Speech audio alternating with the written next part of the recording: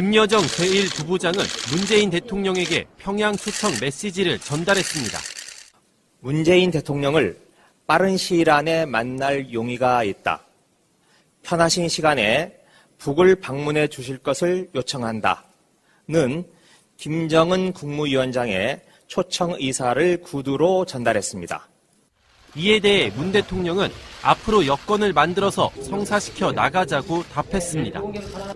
문 대통령은 북한과 미국의 조기 대화가 반드시 필요하다며 북미 대화 재개에 적극적으로 나서줄 것도 주문했습니다.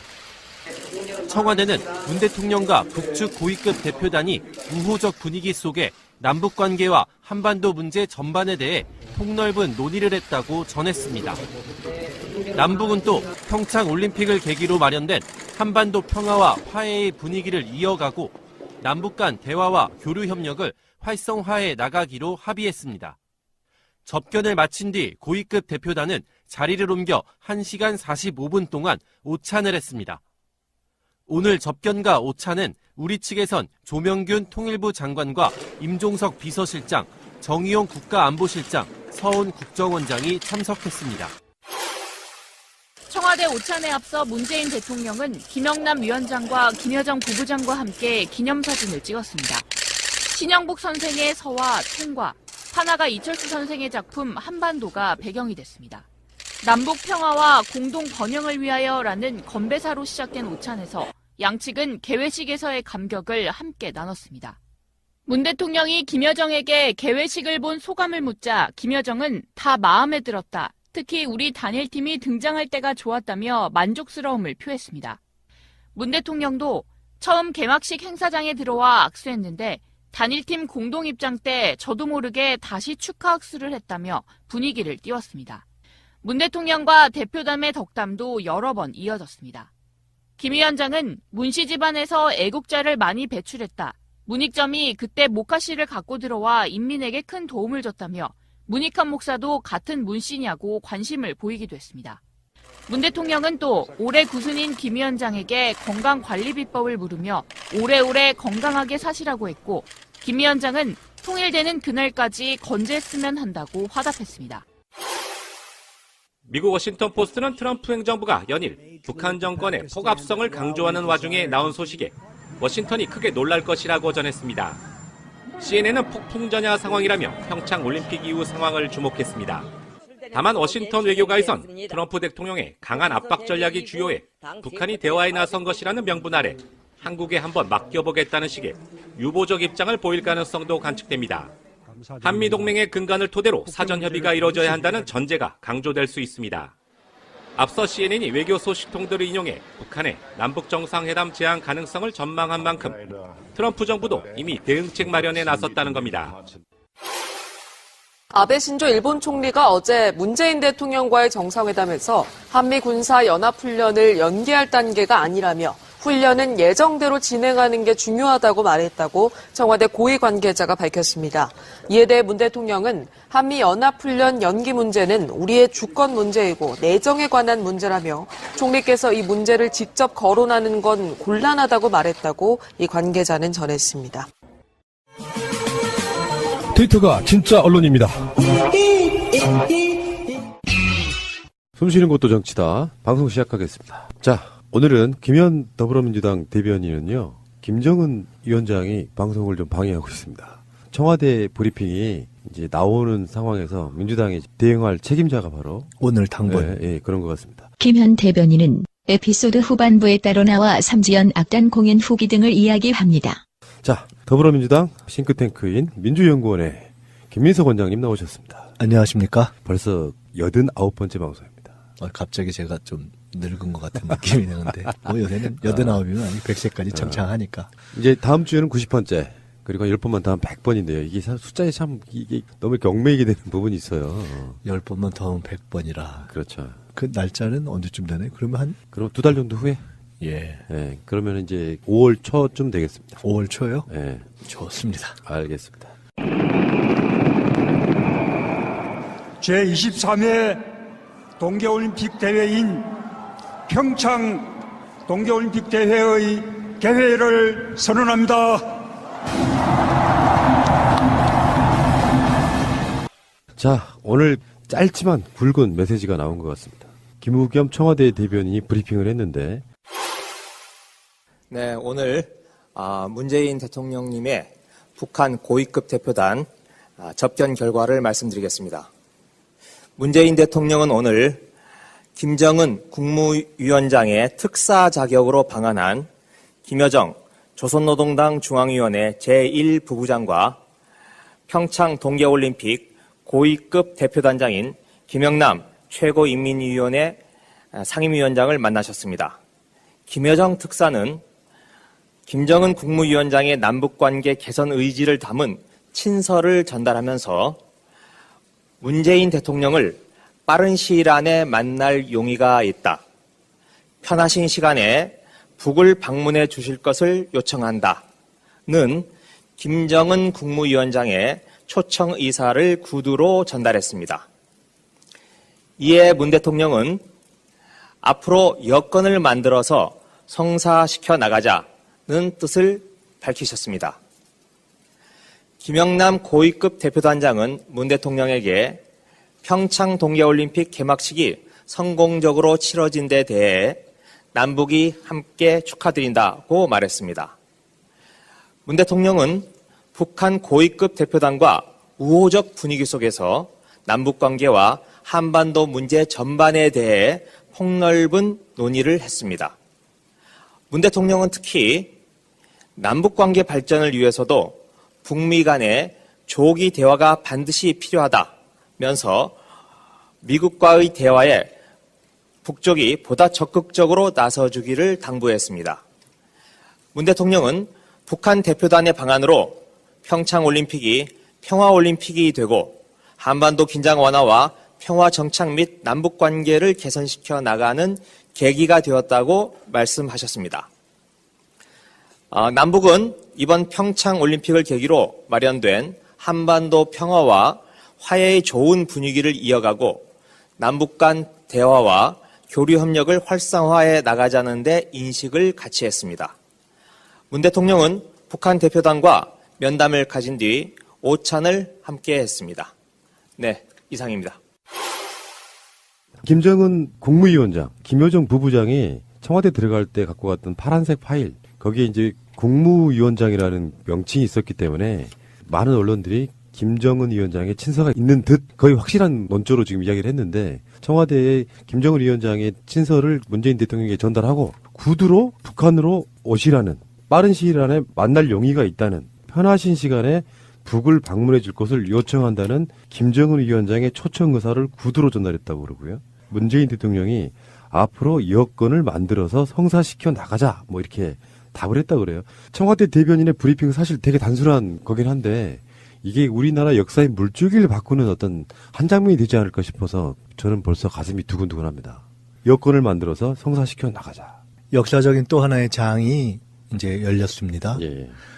우선 좁게 오늘 김의겸 대변인이 발표한 그 내용만 가지고 우선 저희 한번 좀 이렇게 나눠서 분석하는 것을 시작을 해보고 거기서 또 토막토막 또 나눠봤으면 좋겠는데요. 우선 오늘 지금 문재인 대통령에 대한 방북 초청 발표와 관련해서는 세 가지 포인트를 우선 저는 짚어볼 수 있다고 생각됩니다.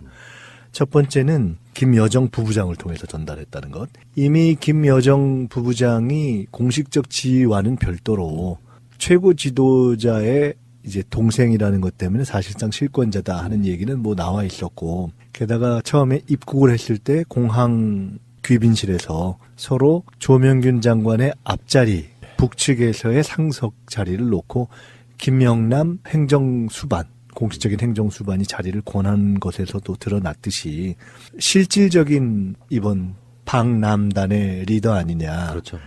것이 지적이 있었지만, 그때는 처음에 일종의 예의상 양보를 한 것 아니겠습니까? 그리고 각종 의전이 있었으나 가장 중요한 정치 행위인 김정은 위원장의 친서를 김여정 부부장을 통해서 전달했다는 것은 사실상 여기가 팀 리더이다라는 것을 공식화했다라는 의미가 저는 그렇죠. 첫째 있다고 봅니다.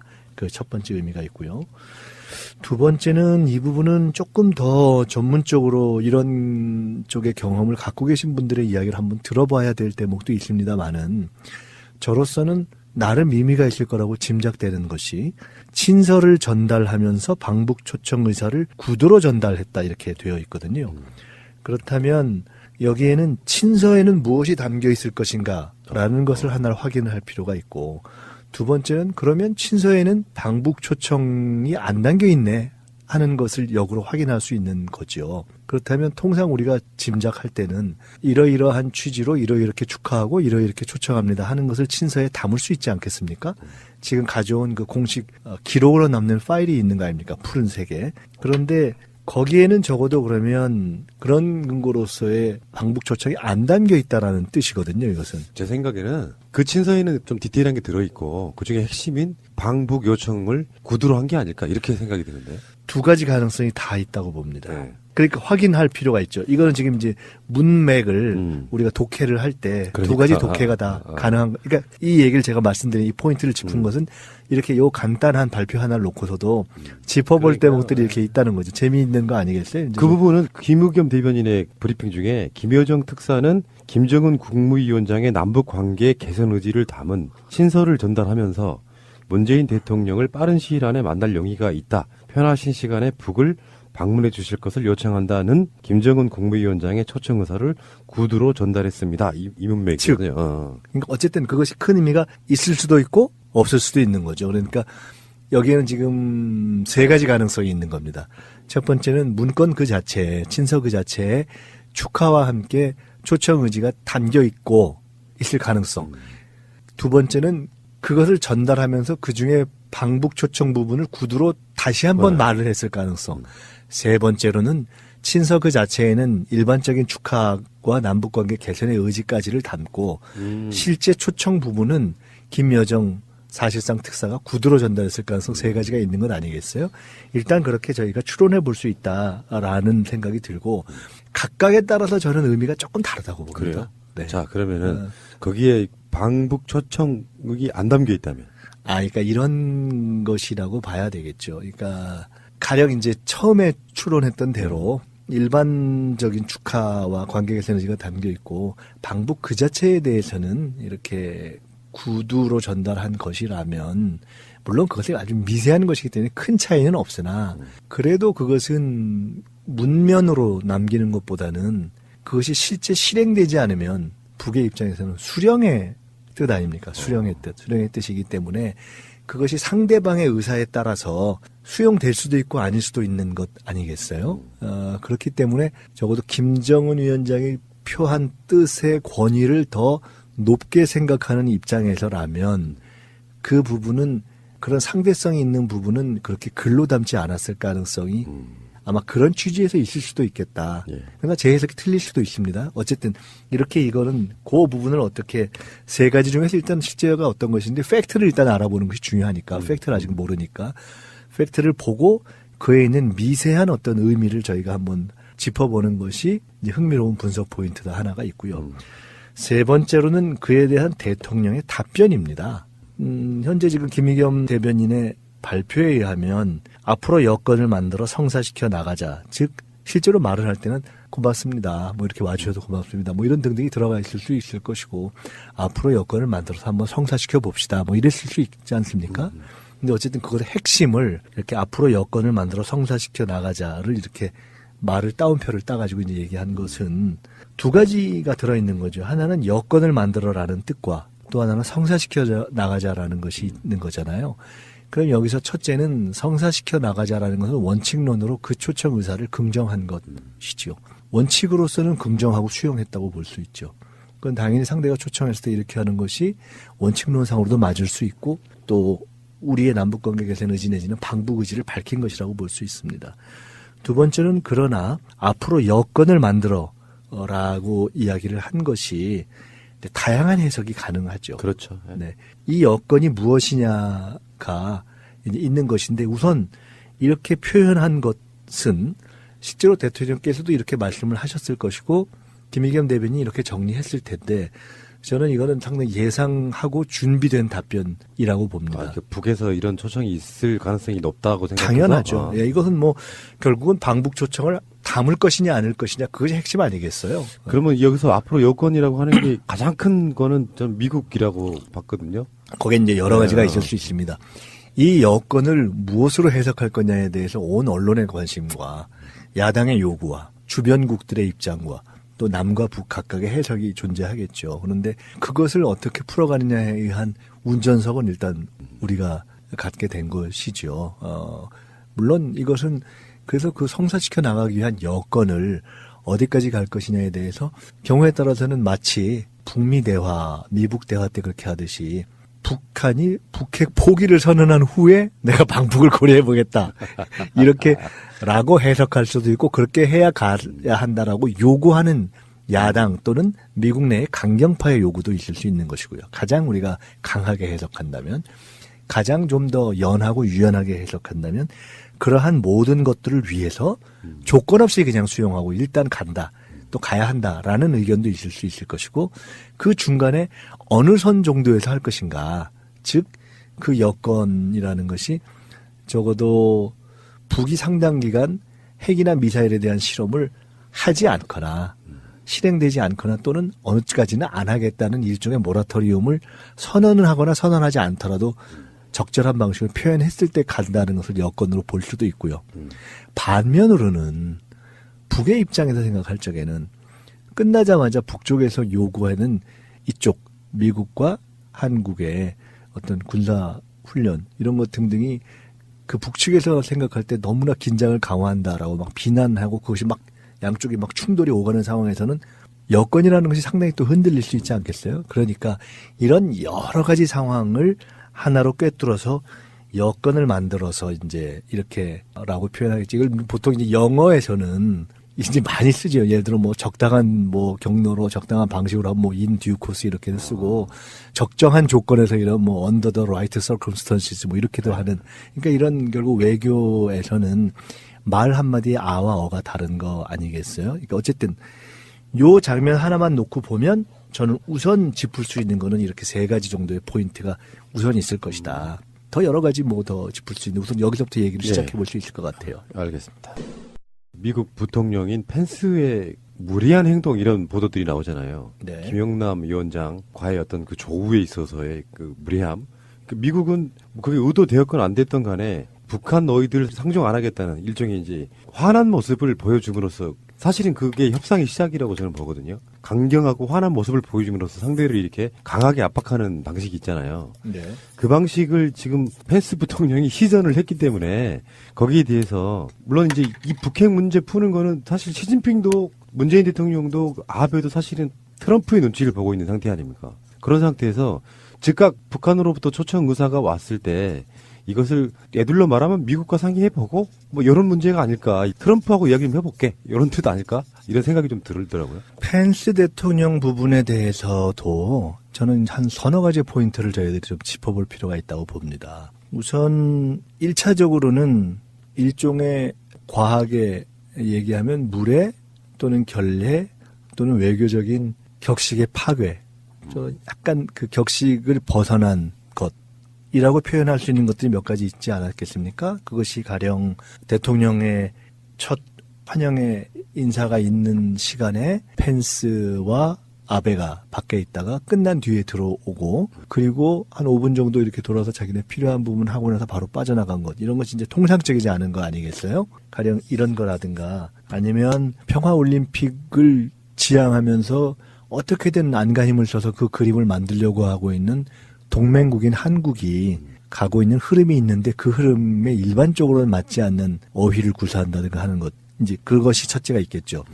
이것에 대해서 과연 이것이 맞냐라는 비판의 대목이 하나가 있는 게 있을 거예요. 근데 두 번째는 그러면 이제 왜 그랬는가 하는 거를 미국의 입장에서 해석해 볼 수 있고 두 번째로는 객관적 입장에서 해석을 해볼 수가 있을 거예요. 미국의 입장에서 보면 논리의 유죄라는 것이 저는 있을 수 있다고 봅니다. 논리의 유죄? 네. 미국은 트럼프 대통령이 밝혔듯이 지금 이렇게 평창에서 북이 찾아오고 참여하고 일정한 대화 국면으로 만들어진 것 자체가 사실은 강한 압박이 없었으면 가능하지 않았다. 제재와 압박을 통해서 북이 상당히 쪼였기 때문에 결국 그걸 풀기 위해서 된 측면이 있다라는 고 해석하는 논리를 가져왔지 않습니까? 그런 의미에서 본다면 그 논리를 유지하는 차원에서도 한편에서는 지금 대화 국면이 진행되고 있지만 그것을 계속 강화하기 위해서조차도 미국은 원칙적으로도 그렇고 전술적으로도 자신의 논리를 유지하는 것이 맞다라고 주장하기 위해서도 펜스의 스탠스가 저는 있을 수 있었다고 보는 거예요. 그리고 미국의 입장에서는 그렇게 해석하자고 갑자기 스탠스를 바꾸면 상당히 어떤 논리의 유지가 이루어지지 않죠. 그러니까 보통 테러리스트와는 대화하지 않는다는 미국이 지켜온 철저한 원칙에서 테러리스트로 북한을 규정하고 있기 때문에 이 두 번째 측면이 있다고 봅니다. 세 번째는 첫 번째 우리가 어떤 비판하거나 또는 이해하는 두 가지를 그냥 세 번째 좀 제3자의 입장에서 미국을 비판하거나 또는 이해하는 그 측면이 아닌 보다 중립적인 입장에서 본다면 그걸 다 떠나서도 이것은 불가피한 기싸움의 측면이 있다. 그렇죠. 그러니까 그 기싸움이 예를 들어 이런 겁니다. 미국도 이렇게 얘기했지만 통상 국제 외교 무대에 있어서 가장 갑은 미국이지 않습니까? 예. 가장 자존감을 높게 중시하는 것도 미국이란 말입니다. 근데 보시면 이번에 펜스와 김영남의 뭐 조우가 이루어지느냐 안 이루어지느냐 뭐 이런 걸 하기 전에 통상은 북한은 만나고 싶어 하는데 미국이 안 만난다라는 인식의 전제하에서 언론은 그 프레임으로 가고 그래서 미국이 참여하기 전에 주로 미국 언론을 통해서 또는 국내 언론을 통해서도 미국이 과연 북한을 만날까 안 할까 이렇게 가는 시점에서 어떤 일이 있었냐면 북한 대표단이 오기 전에 우리는 미국을 만날 생각이 없다 이렇게 먼저 일종의 선방을 쳤잖아요. 그러니까 사실은 서로 기싸움을 이미 먼저 한 거라고 보는 거죠. 그러니까 펜스 부통령이 안 만났지만 엄밀하게 따져본다면 사실 북한이 오기 전에 김영남이 와서 펜스를 만날 생각이 없다는 얘기를 미리 하고 온 거예요. 그러니까 그런 상황에서 거기서 먼저 가서 악수를 한다는 것이 그 또한 논리에도 안 맞고 기싸움에도 안 맞을 수가 있죠. 끝으로 하나만 더 말씀드리면 자 이렇게 세 가지가 있고 끝으로 하나만 더 말씀드리면 저는 여전히 미국의 입장 변화의 가능성은 그러나 남아있다고 봅니다. 왜냐하면 펜스 부통령은 현재 미국 조야 내에서 강경, 온건, 대화 다양한 스펙트럼 가운데 비교적 가장 강경한 이번에 빅터차 주한 미국 대사 예정자가 낙마하는 과정에서 드러난 가장 강경파를 대변하는 목소리를 상징하는 얼굴 아닙니까? 네. 그렇게 본다면 그렇게 강한 카드를 끄집어낸 거죠. 북한이 가장 유연한 카드로서 김여정 카드를 뽑았다면 미국은 가장 강력한 카드로서 펜스 카드를 먼저 개막식에 띄운 거예요. 근데 아직 뭐가 남아있느냐. 폐막식에 이방카 카드가 남아있습니다. 폐막식에 시진핑 오는 문제는 아직 결정되지 않았을 걸로 보이는데. 그런 건 이제 안 되어 있죠. 그런데 이제 얼마 전에 제가 그 민주공대 하면서 이종석 전 통일부 장관하고 얘기를 할 때 김여정 이방카 카드가 결정되기 전전날이었는데 저희가 얘기를 하면서 김여정 이방카가 만날 가능성 얘기를 했었거든요. 근데 지금 현재로서는 김여정이 개막식 참석이고 이방카는 폐막식 참석이기 때문에 둘의 미팅 가능성은 현재로서는 존재하지 않지만 그러나 어쨌든 이방카는 굳이 따진다면 현재의 국면에서 강온 어느 쪽을 대변하는 것으로 딱 정해져 있지 않은 얼굴이란 말이에요. 그렇기 때문에 저는 국면 전개에 따라서 아직도 트럼프 대통령이 여러 카드를 구사할 가능성에 이방카라는 카드가 하나 남아있기 때문에 그 점에 있어서 미국의 이 전체 상황을 보면서 미국이 취할 수 있는 여지를 만약에 판이 어느 판으로 일정한 흐름을 흘러간다고 할 때 미국이 그 판의 흐름에서 완전히 손을 띨 것이냐 아니면 완전히 주도권이나 또는 정보에 대한 어떤 접근권을 스스로 포기할 것이냐 이건 저는 아직 판단하기 이르다고 봅니다. 그렇기 때문에 이런 한 펜스 부분만 놓고 봐서도 이렇게 서너 가지의 포인트를 좀 분석할 대목이 있는 거 아닌가 이렇게 생각되는데요. 근데요. 네. 미국 입장에서 한번 보면은 본인들 입장에서 최선의 결과는 북한이 핵을 폐기하겠다라고 두 손 들고 나오는 거겠지만 사실 그럴 가능성은 없잖아요. 그렇죠. 그런 상황에서 트럼프도 국내적인 여러 가지 문제라든지 이런 부분에서 막 강경하게만 나가기는 좀 힘들 거라고 보고 북핵 폐기를 가시적으로 끌어낸다 이런 것보다 점차적으로 북한에서 어느 정도 양보 이런 거 있잖아요. 더 이상 뭘 안 한다라든지 동결한다라든지 뒤로 한 발 후퇴한 정도의 뭔가가 메시지가 나오면 트럼프 입장에서도 북한으로부터 뭔가 좋은 쪽에 가시적인 결과를 끌어낼 수 있다면 자기 나름대로는 국제 무대에서의 어떤 리더십이랄까요? 이런 거를 좀 이렇게 과시할 수 있는 부분이 있지 않을까 싶은 생각을 해보거든요.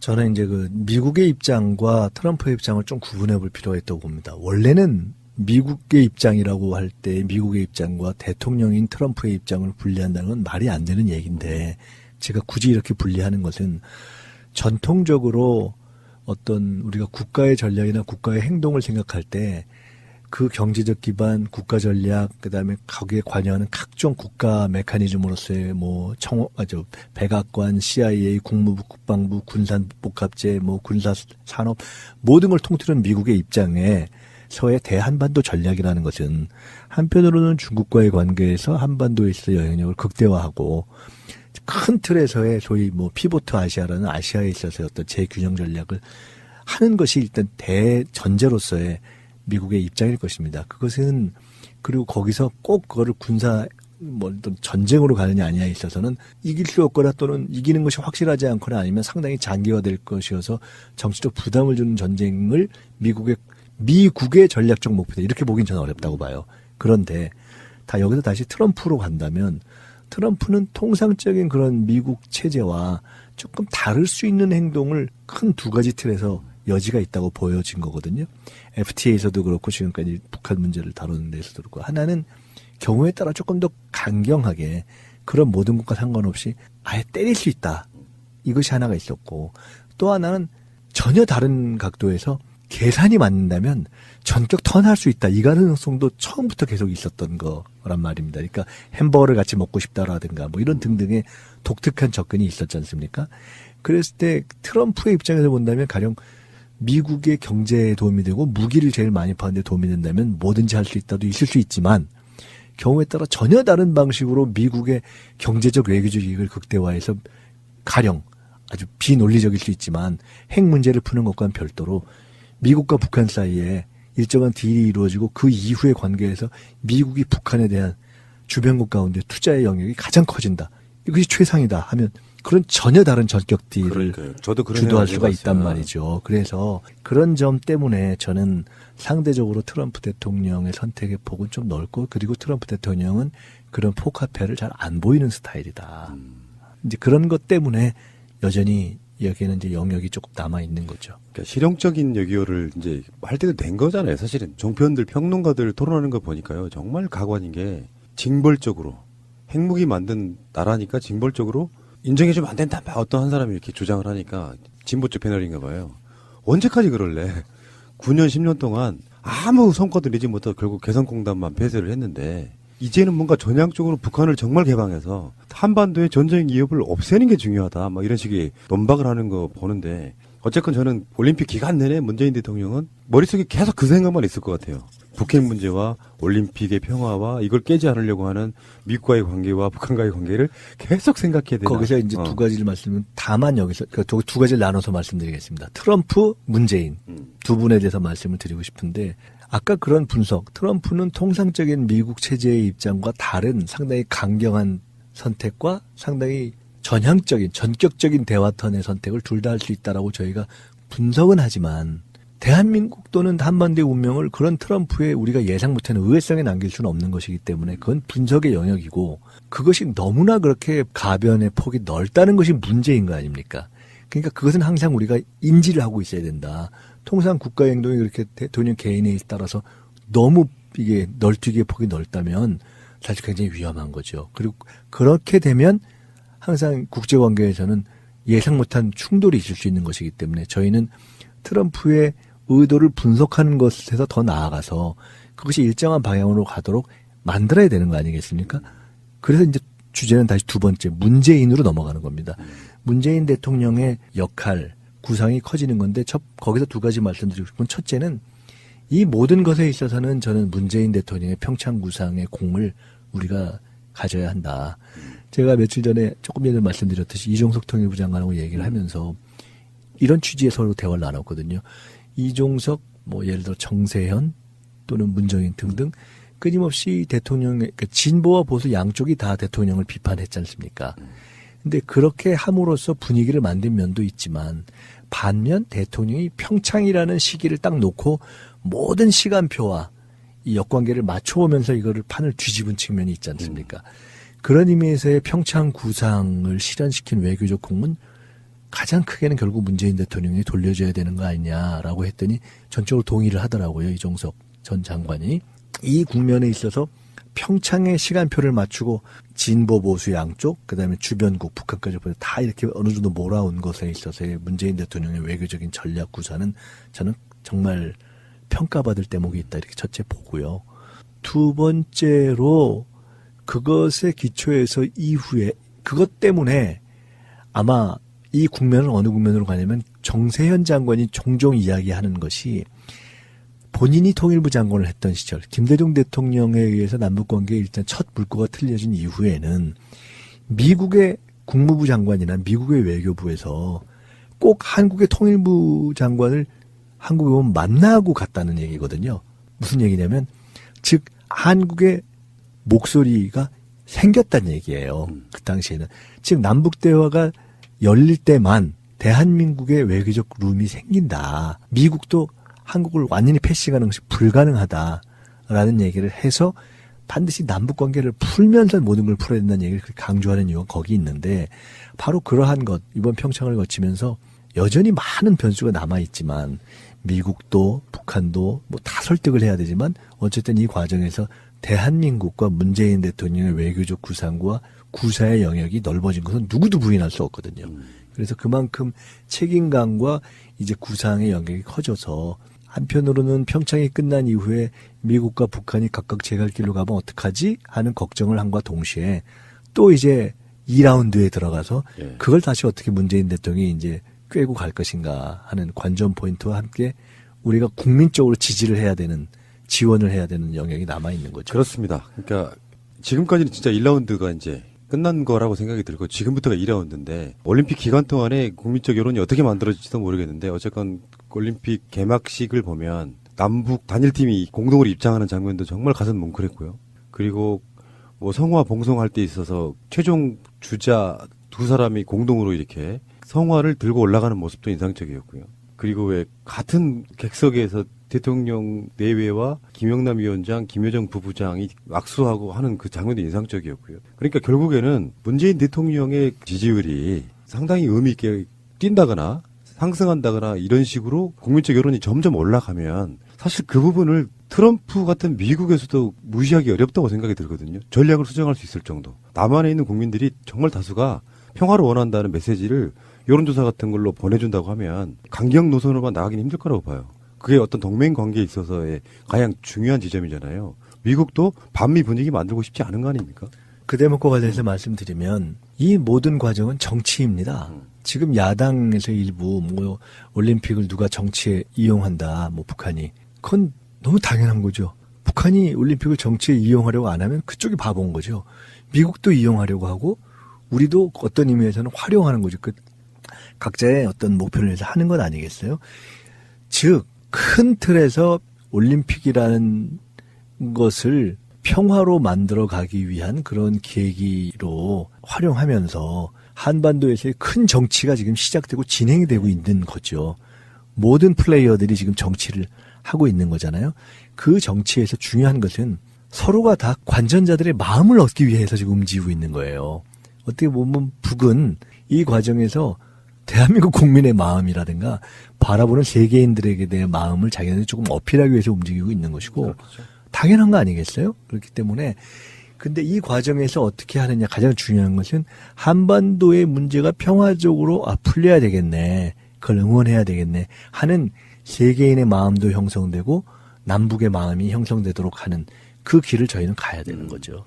그 자유한국당의 논평이 나왔는데 그 초청을 사실상 수락한 거잖아요. 네. 그것은 북의 전술에 말려드는 것이다 이렇게 표현을 했어요. 네. 그런 전술도 없었던 지난 9년 10년간 아니었습니까? 그러면 그대로 두면 계속 남북 대치 상태는 계속되고 우리 국방비는 올라가고 경제적으로 여건을 미치잖아요. 뭐 네. 핵실험 한 번 하면 출렁출렁하는 것들 이런 부분도 생각을 해야 돼서 벌어진 일에 대한 사실상의 실질적인 대처를 해야지 이 사람들 논리들처럼 북이 핵을 가지고 있는 한 쟤네들은 영원히 왕따시켜야 돼. 그래서 한반도에는 전쟁의 위협이 상존해야 돼. 이렇게 가면 안 된다는 생각이 드는데 네.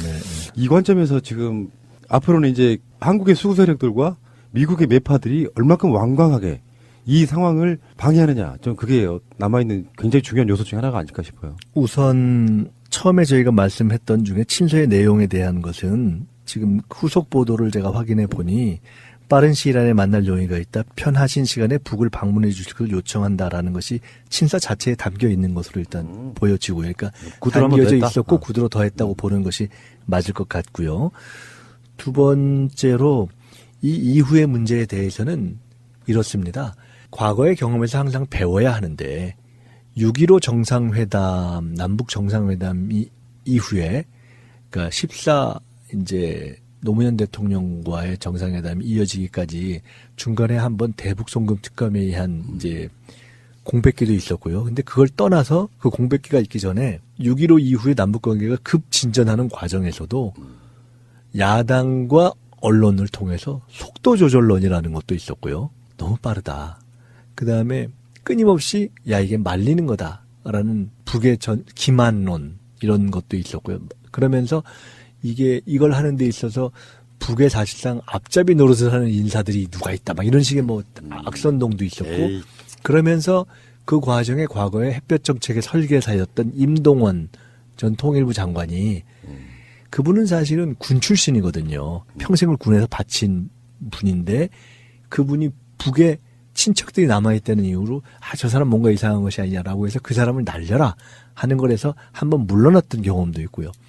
이렇게 앞으로 갈 길은 당연히 그렇지만 현실적으로 굉장히 복잡한 과정이 과거에 있었고 앞으로도 그럴 겁니다. 그래서 중요한 것은 이런 과정을 통해서 저는 지금까지 했던 것 이상의 몇 배의 대통령에 대한 이 외교라는 것은 미국에서도 여야가 없이 어떤 외교를 할 적에 밀어주는 거 아닙니까? 근데 우리는 심하게 특히 현재 야당이 그렇지 않기 때문에 저는 우리가 한층 더 대통령의 힘을 모아야 될 때다 이렇게 봅니다. 예, 알겠습니다. 계속 후속 보도가 나오는데 청와대에서 남북 이산가족 문제 그리고 한미 군사훈련 이 부분 문제는 언급이 없었다. 물론 있었다고 해도 다 밝히기는 힘들 거라고 생각이 드는데 일단 공식적으로는 한미 군사훈련 같은 부분은 이야기가 없었다 이렇게 나오네요. 저는 없었을 가능성이 더 높다고 봅니다. 왜냐하면 어쨌든 김여정 부부장이 그 부분을 다루는 전문가도 아니고 그야말로 현재로서는 공식적인 지위가 있는 것도 아니고 전달자로서 되어 있었고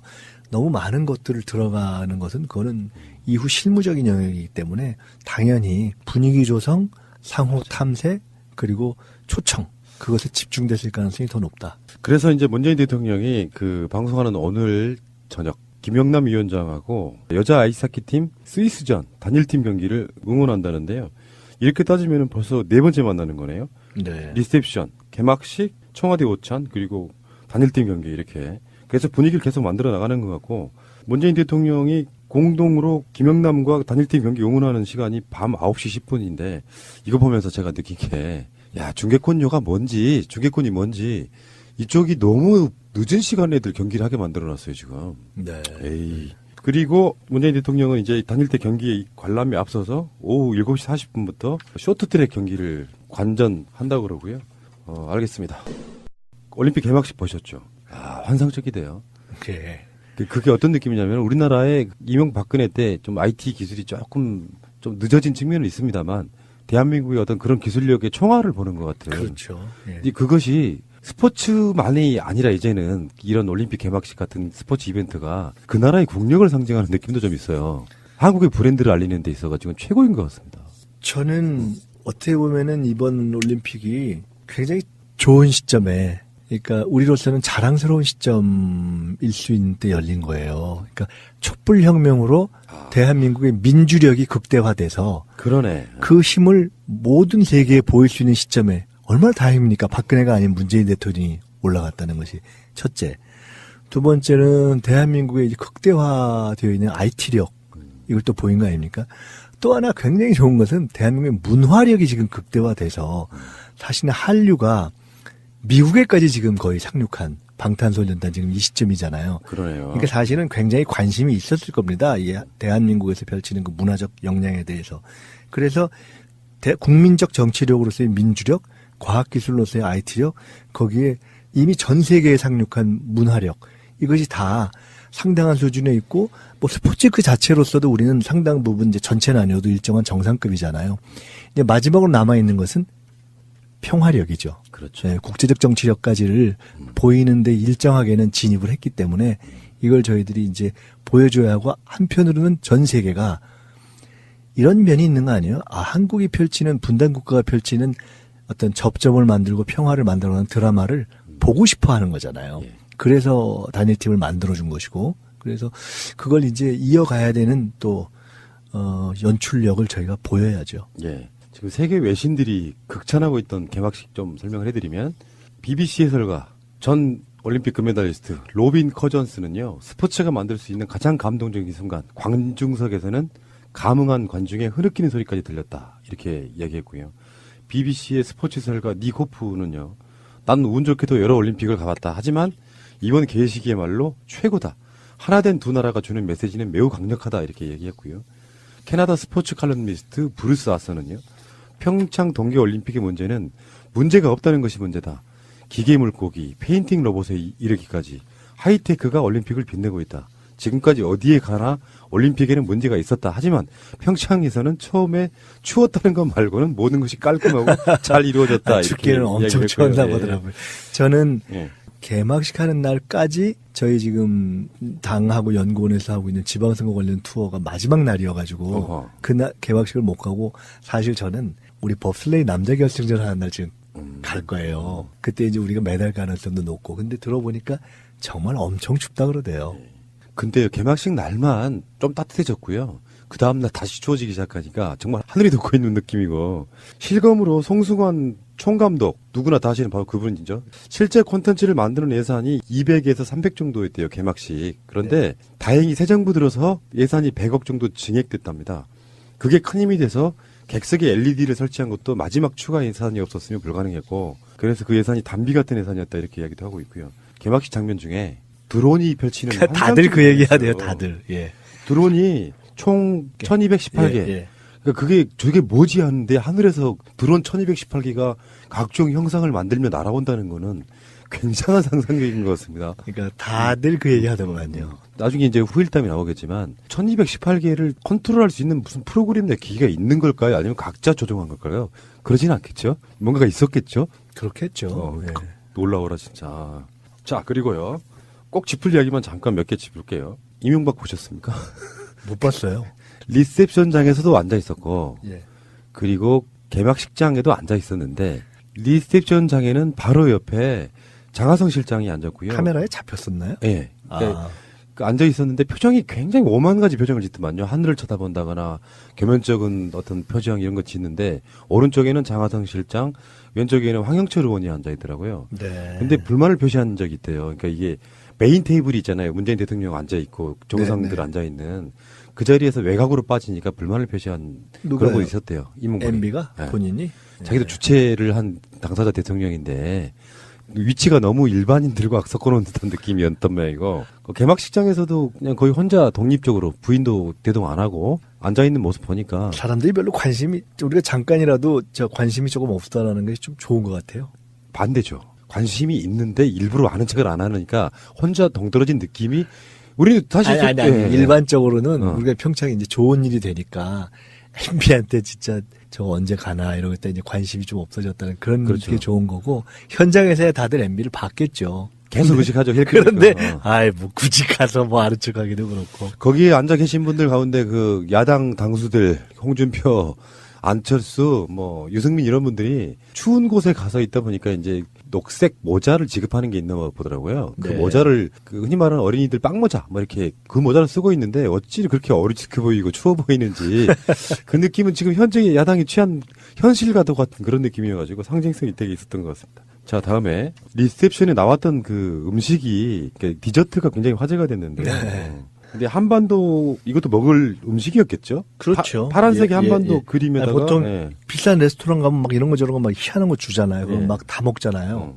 나중에 뭐 케이크 위에 올려 있는 것도 그런 거 아니에요? 이거 다 먹는 거잖아요. 그러니까요. 그래서 그 초콜릿으로 만든 철조망 위에다가 나중에 이렇게 먼저 크림이 안 뿌려진 상태로 왔다가 다 테이블에 세팅된 뒤에 크림을 부어주는 형태. 녹여낸다. 이 아이디어는 정말 대단하지 않습니까? 그러니까요. 이게 원래 저 음식 요새 참 재밌는 게 어제 책방을 가봤더니 괜히 특이한 게 요새 음식에 관련한 책들이 굉장히 많더군요. 예. 음식의 무슨 인문학 이런 게. 근데 음식을 이렇게 설명해 주면서 먹는 게 진짜 맛있는데 그게 진짜 그 좋은 데 가면 그런 거 설명해 주면서 먹잖아요. 이건 아마 만든 분이 생각을 많이 해서 정말 많이 한 것 같아요. 하나의 스토리잖아요, 이게. 이 음식과 관련된 스토리를 생각하고 사람들이 먹고서 뭐라고 할까까지를 네. 혼자서 키득키득 하면서 즐겁게 상상하면서 만들었겠죠. 저분 나빠요, 저. 왜 나쁘냐면은 저렇게 만들면 저걸 어떻게 먹어요? 아이, 먹고 또 해달라 그러지 뭐. 사진으로밖에 남길 수가 없어서 먹기는 정말 아까웠겠다 이런 생각 드는. 보통 때 왜 그 인터넷에 보면은 그 김밥 예쁘게 만들어 갖고 막 그 온갖 모양 캐릭터 만들고 하는 거를 그 음식이라고 내놔요. 그럼 그거 먹기가 진짜 아깝잖아요. 똑같은 거죠. 근데 어디 식당 가면 특히 여자분들이 음식 예쁘면 막 사진 찍잖아요. 저 그거 보면 뭐 저런 걸 찍나 이런 생각이 들 때도 있는데 이건 다들 안 찍기가 어려웠겠어요. 그 김현 대변인이 고향인 강릉에서 삼지연 악단의 공연 1차가 있었고 이제 서울에 올라와서 2차를 하고 하는데 거기를 직접 갔다 와서 바로 옆에서 현송월 단장과 사진도 찍었더라고요. 그 보니까 저 추 대표하고 바로 옆자리. 예, 현송월 단장을 별도로 일종의 리셉션 같은 거 할 때 아마 그때 국회의장도 못 가시고 뭐 이렇게 돼서 일종의 이쪽 우리 대한민국 쪽의 대표급에 해당하는 게 이제 추 대표만 갔던 것 같아요. 그러니까 그때 같이 우리 김현 대변인 같이 가셨던 것 같은데 재밌었겠어요. 네. 거의 풀영상으로 보다시피 했거든요. 네. 삼지연 악단 정말 신경이 많이 쓴 게 보이고요. 그렇죠. 예, 그러니까 북한이 뭔가 북한의 선전 매체랄까 선전 도구로 쓰이는 게 모란봉 악단인데 모란봉 악단을 완전 지어낸 상태에서 삼지연이라는 이 공연을 위해서 공연을 새롭게 위해서 만든 거예요. 만든 거죠. 맞아요. 근데 거기서 보여주는 그 모습들이 남조선 그들 표현으로 남조선이고 우리 표현으로 하면 대한민국과 정말 친하게 지내고 싶어요를 그냥 공연 자체로 그냥 보여줬어요. 그러니까 마지막에 피날레 곡을 연주하고 나서 기립박수를 하고 나서 공연단이 빠져나갈 때 밖에 있던 국민들이 그 경찰 사이에 두고 계속 그러냐. 우리는 하나다. 남북 통일을 계속 외치는데 밖에 나와서까지가 바로 그 공연의 스토리인 거죠. 그것을 우리 그걸 지켜본 그 강릉 시민 등 대한민국 국민들, 거기 관중들, 그분들이 그렇게 막 외쳤다는 거죠. 다수의 사람들은 이런 공연을 통해서 또는 개막식이나 리셉션을 통해서 청와대 오찬을 통해서 각자의 마음속에서 한반도에 9년 동안에 얼어버렸던 한반도가 다시 평화로 깨어나는구나. 저 북핵물을 어떻게 풀 것인가. 적극적으로 지지해줘야겠다. 뭐 이런 여러 가지 복합적인 감정이 드는 그런 어제 오늘이 아니었어요. 사실은 지나고 나면 이게 싹 자취를 감춰버리는 건데 이 수구 언론들에서는 하루 전에 있는 열병식도 엄청나게 공격적으로 할 거다. 전 세계에 다 생중계할 거다. 그런데 그렇게 안 했잖아요. 그다음에 공연도 분명히 몇 개는 상당히 자극적으로 할 거다. 아주 노골적인 그 자기 표현을 할 거다 했는데 다 그렇게 안 했잖아요. 그러니까 그쪽에서도 결국 이제 이것을 정치 언어인데 상당한 절제를 하고 우리가 아주 객관적으로 봐준다면 최소한 생각을 굉장히 많이 했다. 이것까지는 우리가 맞아요. 인정해 줄 수 있죠. 그래서 이게 어떤 결과로 나올지는 이제부터는 하루하루가 좀 다른 느낌일 것 같아요. 국민들이 네. 보고 있는 거죠. 사실 이제 집합적인 지성을 가진 국민들이 북한이 어떻게 행동하는가를 이제 보고 있는 거죠. 우리들 입장도 북한을 무조건 옹호하는 건 아니에요. 북한을 옹호한다기보다는 큰 틀에서 한반도의 평화를 만들고 싶다가 우리의 목표라고 한다면은 조금 진득하게 지지해주고 응원해주고 이럴 필요가 분명히 있다고 생각이 들고요. 대책도 없이 반대만을 일삼는 자유한국당 등의 세력도 좀 반성하시기 바라겠습니다. 한 말씀만 보태면 대한민국과 어쨌든 지금 북한의 차이는 대한민국은 이 오픈된 민주국가 아닙니까? 민주사회. 그래서 북한이 현실적으로 이해를 잘 못하는 면들이 몇 가지가 있습니다. 네. 예를 들어 자연스럽게 존재하는 다양한 목소리, 야당과 또는 언론에서의 비판적 목소리라는 것이 존재하는 거예요. 그게 우리 체제의 강점이죠. 그리고 또 북이 우리의 통상적인 어떤 상식과 다른 행동을 종종 하는 것도 사실이에요. 그런데 이번에 단일팀 논란이라든가 또는 현송월 팀들이 서전에 왔을 때 그에 대해서 가지는 일부에서의 비판적 목소리 이런 것들을 다 보는 거거든요. 저쪽이. 그러면서 그 여론 자체가 또 북의 행동에 영향을 미치는 그런 의미에서 이미 한반도의 정치는 이제 활성화되고 있다 이렇게 봐야죠. 알겠습니다. 좋은 시간이었고요. 김현 대변인은 삼지연 악단 공연 이야기 해주시려고 오신답니다. 그러니까 원장님은 이제 볼일 보러 가시고. 감사합니다. 삼지연 악단 공연은 또 따로 이야기를 나누겠습니다. 네, 감사합니다. 자, 고생하셨고요. 남북한 평화 한번 외치고 싶은 바로 그런 날입니다.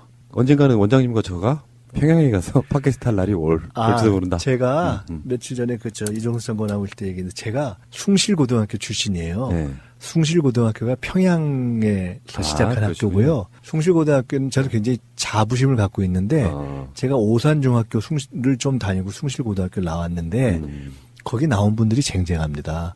윤동주, 김동진, 조만식, 문익환, 김일성의 아버지 김형직 등등. 그래서 게다가 지금 그 숭실고등학교가 있던 자리에 뭐가 있는지 아세요? 평양 소년궁전이 들어섰어요. 그렇군요. 그래서 그 숭실이 100년이 넘었는데 저희가 그 합창단이 유명해요. 그 합창에서 제일 유명한 노래가 평화의 기도입니다. 저도 그 합창단 출신이에요.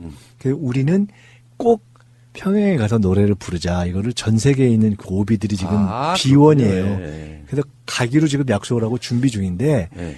제가 이종석 장관한테 우리 꼭 가야 됩니다 했더니 이종석 장관이 가야 되겠네 이러더라고요. 그래서 남북관계가 좀만 좋아지면 우리도 가서 이제 이쪽에서 공연을 할 겁니다. 알겠습니다. 같이 가시자고요. 좋습니다. 팟캐스트 한번 해보고 싶어요. 우리 노래 부르고 예. 그때 새날에서 생중계하고. 알겠습니다. 좋습니다. 예. 자, 감사드리고요. 다음 주에 뵙겠습니다. 네, 감사합니다. 김인석 원장님은 가셨고요. 지금 막 민주당에서 도착하신 우리 대변인님 오셨습니다. 어서 오십시오. 네, 더불어민주당 대변인 김현입니다. 희망찬 소식들이 막 너무 많이 들려가지고 방송으로 전달하기도 바쁜 그런 시간입니다. 네. 자, 청와대에서 나온 김유겸 대변인의 김정은 위원장이 문재인 대통령 북한으로의 초청 이런 브리핑이 있었고요. 거기에 대한 민주당의 논평입니다. 대변인 직접 하신 거죠? 네, 먼저 한반도 평화를 갈구하는 대한민국 국민과 전 세계인들에게 연일 기쁜 소식을 전하게 돼서 우선 감사드립니다. 예. 한반도 평화 정착의 중요한 계기를 만든 문재인 대통령과 북측 대표단의 소중한 대화를 강력히 지지합니다. 문재인 대통령과 북측 대표단이 청와대에서 만나 남북 간의 대화와 교류 협력을 활성화하기로 한 데 대해 적극 환영합니다. 이번 청와대동은 평화로운 한반도를 만드는 데 중요한 계기를 만들었습니다. 특히 김여정 제1부부장이 북한의 김정은 위원장의 특사 자격으로 남북관계 개선 의지를 담은 친서를 전달한 점을 소중하게 평가합니다. 문재인 대통령이 여건을 만들어서 정상회담을 성사시키고자 한 만큼 한반도 긴장 완화를 위한 상호 간의 노력과 주변국의 협력이 담보되길 소망합니다. 남과 북의 대화는 많으면 많을수록 좋습니다. 대화가 익어갈수록 한반도의 평화 정착도 그만큼 빨라지기 때문입니다.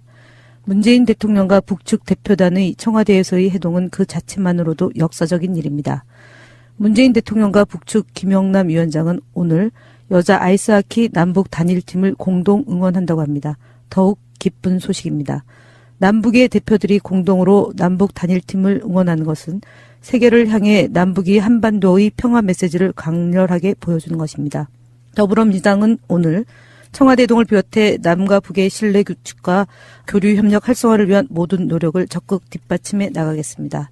남과 북의 상호소통에 대한 미국과 중국, 일본과 러시아 등 관련 국가들이 적극 지지해 줄 것으로 믿습니다. 한반도 긴장 완화를 위한 노력에는 여야가 따로 없습니다. 정파와 이해관계를 떠나 야당 역시 한반도 평화 정착을 위한 정부의 노력에 적극 협력해 주실 것을 요청드립니다. 이상 더불어민주당 대변인 김현입니다. 여당스러운 메시지 감사합니다. 안정적이고 좋아요. 네. 이게 북한이 평창올림픽에 참가하기로 한 순간부터 날이면 날마다 엄청나게 빠른 속도로 지금 업그레이드 되어온 여기에 오늘 청와대 오찬에서 이런 메시지가 나올 거라고 상상도 못했거든요.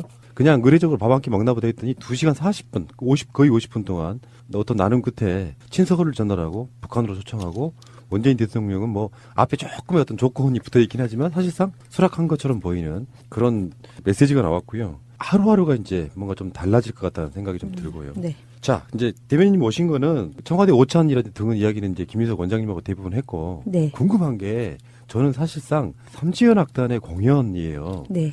우리가 체육 행사나 올림픽 개막식으로도 여러 가지 메시지를 전할 수 있지만 북한이 내려와서 직접 우리 국민과 만나는 문화 행사란 말이죠. 직접 가셨죠? 예, 공연이 이제 8일하고 이제 내일로 예정이 되어 있었는데 네. 이제 추미애 대표께서 9일날 개막식 전에 있는 강릉에서 진행하는 예술 공연을 직접 관람하시겠다라고 결정을 하고 제가 이제 수행을 했죠. 사실은 그 북측 대표단을 뭐 사전에 만날 것이라고 예상은 못했어요. 예상은 못했고 공연 시작 8시로 되어 있는 시간보다 좀 저희가 접견실에 일찍 좀 도착해서 조명균 통일부 장관, 그다음에 저희 당의 심기준 의원, 그리고 강릉시장, 그다음에 시의 의장, 그리고 저희 유은혜 의원, 그리고 김정우 비서실장하고 저 이렇게 해서 차담을 나누고 있었는데 아마 한 7시 55분경에 현성월 단장과 북측 국장이라고 하시는 분과 이제 일행이 장소에 들어오신 거죠. 공연장을 보니까 정말 신경을 많이 쓴 게 역력해 보였더라고요. 제가 이제 사실은 그 이후에 저희가 본 공연이 이제 8시부터 9시 한 50분? 1시간 한 40분 정도? 8분에서 40분, 뭐, 그 사이, 그 다음에 이제 포토타임 한 것까지 포함하면 한 10여 분 정도 더 했는데, 보통 이제 우리가 이제 공연을 하면 중간에 브레이크 타임도 있고요. 그 다음에 이제 소개자가 나와서 뭐 이렇게 또 멘트도 하고 좀 이렇게 하는데, 이번의 경우는 시작할 때, 소개만 하고, 이제 왜 그 방송에 나오던 악단복 입은, 빨간 옷 입은 그분이 소개하고, 그 다음부터는 일사천리로 아무런 멘트 없이. 그게 우리나라 조용필 씨 공연인데. 아, 그래요? 멘트 잘 안 해요. 노래만 주구장창. 노래 하는데 1시간 30분 동안 이어지는데, 저는 그런 공연은 사실은 처음이죠. 경험으로. 그러니까 그 호흡을 쫓아가기가 사실은 좀 버거웠어요. 네. 그리고 대한민국의 노래들을 너무 많이 불러가지고 13곡 정말 불렀죠. 흥겨웠을 것 같은 게 네. 모르는 노래만 주구장창 나오면 지루하거든요. 네.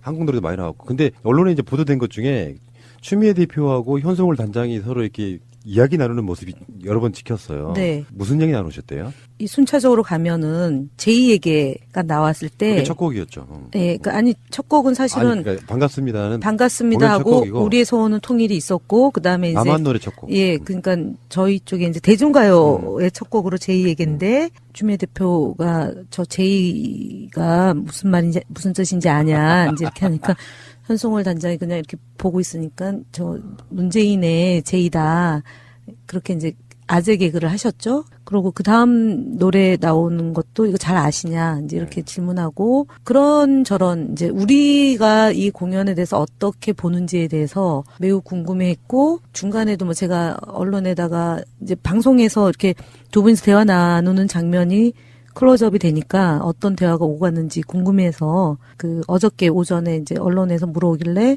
공연에 대한 소감, 공연이 어땠냐 그래서 대표가 세련되고 잘했다 그러니까 고맙다. 그러니까 정말 그러냐? 그렇다. 이제 이런 내용으로 많이 이제 공연에 대한 평가 이게 이제 있었고 그 전에 이제 그 뭐 보도에도 나왔지만 현성월 단장하고 그 북측 국장이 잔치를 준비하느라 고생 많았다. 북녘에서 이제 뜨거운 정을 담아서 남녀 결애에게 전하게 된 점에 대해서 기쁘게 생각한다. 16년 만에 남측에서 공연하게 됐다. 체류 기간 동안에 삼지연 공연단이 뭐 잘 할 수 있도록 협조해 달라. 이제 사실 이거는 잠깐 제 느낌에는 좀 몰상식한 행위들이 좀 간헐적으로 있었잖아요. 네. 지난번에 공연단이 내려왔을 때 이제 그 앞에서 뭐 시위를 한다거나 아니면은 그 다음에 이제 저도 공연 보러 관람하러 들어가는데 오른쪽 편에서 이제 한 뭐 그렇게 많은 인원은 아닌데 한 사람이 이제 깃발을 아주 되게 크게 대형 태극기와 이제 성조기를 그러니까 이제 육안으로는 마치 좀 많은 사람들이 모여 있는 듯한데 실제로는 그렇게 사람들은 많지는 않아요. 한 사람당 하나씩 깃발 어느 정도 비용이 들어가는지 모르겠는데 뭐 직접 만들지는 않았겠지만 누군가가 또 해주지 않았나 싶은데 이제 그것을 좀 우려하는 거였고 그다음에는 이제 현성월 단장은 커피 이 강릉 커피가 유명하다고 해서 이제 본인이 많이 마셨다 이제 이 얘기를 했고 시간이 있다면 좀 해변도 좀 돌아보고 이러면 좋을 텐데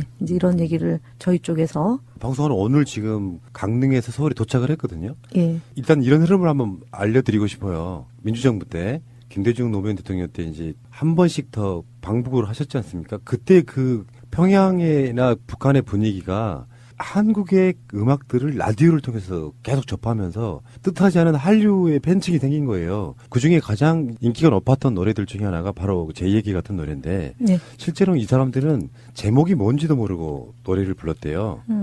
노래는 아는데 제목이 뭔지를 모르는 상태. 그 후에 한참 후에야 이 노래가 제 얘기라는 걸 알았다는데 북한 사람들이 그 제이가 영어가 아니고 사람 이름이라고 생각을 해왔다고 제이, 얘기하더라고요. 마치 우리가 예전에 왜 외국의 팝송들을 그냥 뜻도 모르고 따라 부른 어저께 것처럼, 개막식 때 이매진처럼, 네. 따라 부른 것처럼 그 사람은 또 그렇게 오랜 시간 동안 불러왔던 노래다. 네. 지금까지 불렀던 이번에 공연에서 부른 노래들이 그 장면을 보고 있으니까 어찌됐건 어떤 논란을 이렇게 떠나가지고 여당 대표 가서 보시고 거기에 그 단장 바로 옆에 앉아서 딱 그 자체가 평화의 어떤 또 다른 어떤 상징성을 보이더라고요. 그렇죠. 그게 얼마나 중요하겠냐라고 얘기하실 분도 있지만, 조금 아쉬웠던 거는 저는 이제 남북 대화나 뭐 예술, 그 다음에 이제 사전 답사 이렇게 진행하는 과정에서 저쪽은 좀 여성 대표성을 가지고 이제 내려와서 대화를 이끌었지 않습니까? 근데 저희는 아쉽게도 없었어요. 그래서 그날 이제 추미애 대표가 현성월 단장을 이렇게 안내하고 자연스럽게 앉게 된 거예요. 원래 자리 배치는 그 자리는 아니에요. 제가 이제 대표님 옆에 앉는 건데 이제 조명균 장관이 북측 국장을 안내하고 자연스럽게 추 대표는 현성월 단장 이렇게 안내하면서 계단 내려오고 이제 좌석에 하다가 이제 나란히 앉게 된 거죠. 그러면서 앞서 한 10분에서 15분 정도 이제 차담 나눌 때의 대화 때 이제 뭐 번지점프 얘기도 하고. 그렇지. 최문순 지사와. 네. 평양 냉면 얘기도 하고, 그 다음에 이제 최문순 지사가 예전에 정치하기 전에 이제 평양 갔던 얘기, 마라톤 대회가 또 올해 4월에 있답니다. 그게 강원도하고 북한하고 주최하는 거죠. 예. 근데 거기에 꼭 초청을 해주면 가서 번지점프를 다시 한번 하겠다. 이제 이런 얘기 하면서 좀 분위기가 좀 매우 부드러워진 거죠. 그러고 나니까 이제 공연 관람하면서 자연스럽게 이제 추 대표하고 대화를 나누게 됐던 건데 그게 이제 사진으로 이렇게 나온 장면을 보고 저희 더불어민주당을 지지하거나 그렇지 않은 분들, 이제 남북 관계가 개선되길 바라는 분들이 볼 때는 또 다른 상징적인 사진이었지 않나. 저도 뭐 되게 제가 고향이 특히 또 강릉이다 보니까 거기서 이제 그 공연 관람하고 두 분의 그런 모습 보고 언론에 반영이 되고 기자들이 궁금해하고 이제 강릉 커피 얘기도 하고 그러니까 저는 뭐 저 나름대로 더 남다른. 예. 집엔 못 가셨죠? 대표님 모시고 지금 그다음에 평창으로 와서 개막식 참석하고 또 대표님 모시고 저기 정동진에 숙소가 있었거든요. 거기가 또 하슬라 뮤지엄이라고 개인 교수님이 작가들이 조성해 놓은 조각 공원인데요. 제가 몇 번 갔던 곳인데 그렇게 개인의 그 노력으로 이렇게 결실을 맺어진 공간인지 모르고 어저께 보고 이렇게 둘러보고 이러저런 당대표가 이런 그 이제 일정을 수행하면서 이제 짬을 낼 수가 없어요. 그러니까 구상이라고 그러잖아요. 그래서 생각하고 얘기를 나누면서 이제 아이디어도 얻고 뭐 이런 건데 1박 2일 거의 그렇게 지내다가 보고 구정 앞두고 뭐 또 집에 갈 수 있으니까 반납했습니다. 네. 삼지연 악단 공연을 보는데 이제 객석에 계시는 분들 중에 계속 눈물 훔치는 분들이 그렇게 많더라고요. 이산가족입니다. 실향민들. 네. 그래서 그거 보고 있으니까 이거 뭐 북한이든 남한 쪽이든 마음만 먹으면 할 수 있는 일인데 이게 왜 이렇게 16년 또 걸려야 되고 들은 이야기 중에 좀 분노했던 게 이명박 정권 때 그때요. 신분 수색을 했대요. 몸세. 그러니까 보통 이제 북한에서 오면은 밖에 나와서 초청을 했으니까 이렇게 정문으로 들어가는 게 정상적인 거죠. 모시고 들어가는데 그때는 검색을 했습니까? 몸을 검색을 했대요. 그래서 굉장히 북한에서 모멸감을 느꼈겠네요. 그런 비화도 있고요. 그리고 이제 평창에서 그 개막식 바로 직전에 열린 리셉션 거기서 직접 보신 것 같은데 우리 대변인님 그 디저트 한반도 디저트. 그거는 추미애 대표 직접 올리신 거예요. 저는 리셉션 안에는 못 들어갔습니다. 네. 거기는 양당 대표 그다음에 이명박 정상 정상급 그다음에 정당 관계자들과 정당 관계자 원내대표 그다음에 장관급 뭐 이런 분들만 들어가셨죠. 그렇죠. 뭐 국회 상임위원장급 뭐 이런 거. 예.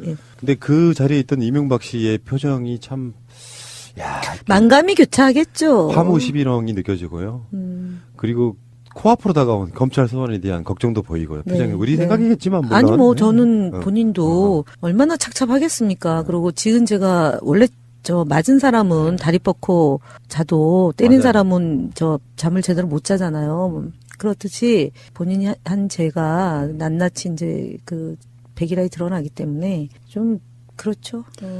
청와대 김명남, 김여정 방문단들 관련해서 청와대 김의겸 대변인의 브리핑이 나왔을 때 자유한국당의 논평을 보면은 북한의 전술에 말려들지 말라 뭐 이런 논평이 나왔거든요. 네, 봤습니다. 그런 논평을 계속 내고 있으면 부끄럽지 않을까요? 사실은 그래서 제가 이제 오늘 오전에 북바라기 이런 내용으로 했는데 남이 잘 되는 게 아니라 우리나라가 잘 되는 거다. 그리고 다 된 밥에 재 뿌리지 말고 밥상 차린 거 걷어차지 마라. 만약에 뭐 정치라는 거는 또는 역사라는 건 만약 가정은 할 수는 없지만 2017년도 12월 20일 날 정상적으로 대통령 선거가 치러지고 그럼 지금 어저께 개막식에 박근혜 전 대통령이 지금 대회를 시작합니다. 개회 선서를 했을 거고 그 관람석에 김영남 위원장과 김여정 특사가 앉아 있었다면 그 지금처럼 그 자유한국당이 그 뭐 북바라기 한다라는 그러니까 조잡한 조어를 만들어낼 수는 없을 거다라는 점이고 정말 그 찬물 껴는 일 중단하길 바라고 지금 이 남북 간의 경색된 것을 풀어가는 것은 정말 전 국민과 온 국민의 바람이잖아요. 이분들이 이제 얼마 전에 우리 이해찬 전 총리께서 야당 탈곡기? 라는 조어가 있다면서요. 예. 거기서 그랬어요. 탈곡기. 영원 야당이다 너네는. 영원 탈곡기. 그러니까 영원 탈곡기인데 그때 얘기한 게 영원 야당. 영원히 야당이 날 사람들이다. 이렇게 이제 규정을 했는데 오늘 그 뭐 자유한국당의 논평 그다음에 오전 논평 그다음에 이 특사의 친서와 이제 구두로 초청한 점에 대한 논평 보니까 뭐 공당으로서의 태도는 아닙니다. 본인들이 올림픽을 이제 유치를 했고 그리고 자기들이 할 때도 북한이 참여하면 좋겠다고 수도 없이 많은 여러 가지 흔적을 남겨놓고도 이런 식이라면 확실히 우리는 그런 걸 깨달아야 돼요. 정파적 이익만 눈에 보이지 절대 대한민국을 위한 세력은 아니다. 그럼요. 뭐 계속 한반도가 없어지는 날까지 계속 남북한은 대립해야 되느냐고 한번 물어보고. 그러니까 이제 일본 아베 그다음에 어저께 펜스의 그 태도 때문에 이제 정말 국민들이 부글부글 하잖아요. 트럼프 대통령이 문재인 대통령하고 정상 통화를 하면서 이제 남북 대화를 진행하고 북미 간의 대화도 진전이 있었으면 좋겠다라고 얘기를 했을 때 트럼프 대통령이 100% 지지한다. 그래서 이 기간 동안에는 한미 군사 훈련을 중단하겠다라고까지 얘기했는데 뭐 우스갯소리에 나오는 게 펜스 부대통령이 저런 발언 행동 때문에 외려 트럼프 대통령의 인지나 지도가 더 높아지고 있는 거 아니냐 이런 얘기까지 나올 지경이니 외교라는 것은 정말 절제되고 정제돼야 되는데 요번에 펜스 부통령의 태도 행동 이것 때문에 백악관에서도 논평이 나오는 거니까 안 맞는 행위를 한 것 같습니다. 외교적으로. 네, 알겠습니다.